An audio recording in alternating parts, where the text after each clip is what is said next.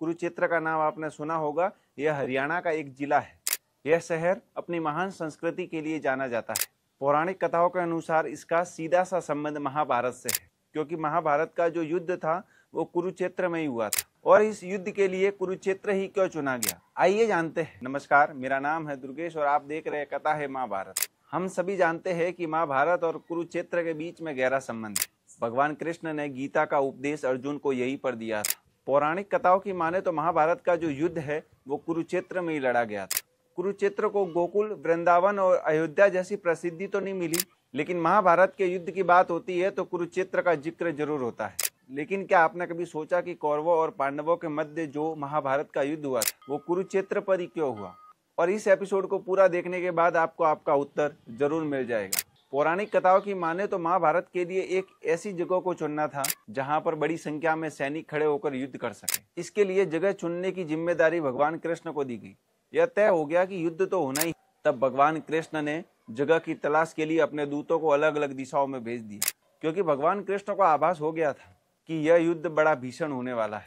जो दूत गए थे अलग अलग दिशा में, वो भगवान कृष्ण के पास आए, अलग अलग जगह दिखाई। लेकिन एक दूत था, वो भगवान कृष्ण के पास आया तो बड़ा पीड़ा में था। जब भगवान ने उस दूत को उसकी उदासी का कारण पूछा तो उसने कुरुक्षेत्र में घटित हुई एक घटना बताई। उसने बताया कि कुरुक्षेत्र में दो भाइयों के बीच में मेड़ बनाने को लेकर झगड़ा हो गया। दोनों ने अपने खेत का बंटवारा तो कर दिया था, लेकिन एक खेत का पानी दूसरे में नहीं जाए इसलिए उन्होंने मेड़ बनाई। लेकिन एक बार मेड़ टूटने से दोनों भाइयों के बीच में झगड़ा हुआ और झगड़ा ऐसा हुआ कि मारपीट तक बात आ गई। बड़े भाई ने छोटे भाई की हत्या कर दी और उसकी लाश को उसी मेड़ पर रख दिया।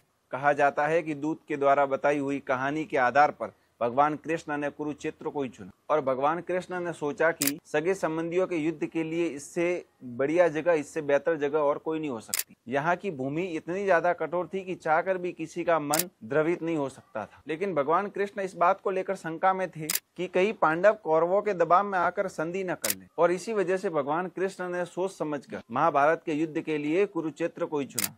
कहते हैं कि इस युद्ध में जितने सैनिकों की मौत हुई थी उसकी वजह से वहां की मिट्टी आज भी लाल दिखाई देती है। आज भी मान्यता है कि कुरुक्षेत्र में जाकर हर कोई पाप मुक्त हो जाता है। उन्हें अपने कर्मों को चुकाने के लिए फिर से जन्म लेने की जरूरत नहीं पड़ती। कैसी लगी ये कहानी कमेंट सेक्शन में जरूर लिखिएगा। ऐसे अमेजिंग वीडियो देखने के लिए हमारे चैनल को सब्सक्राइब कीजिए।